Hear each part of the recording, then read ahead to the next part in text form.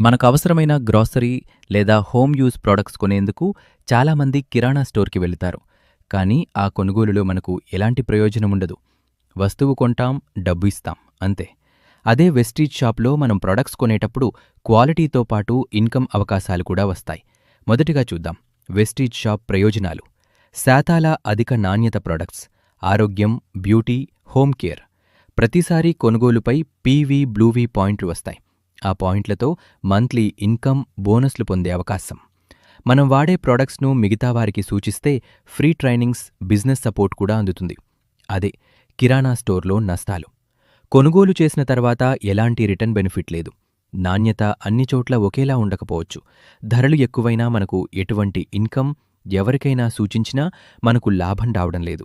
కిరాణా store కేవలం ఖర్చు.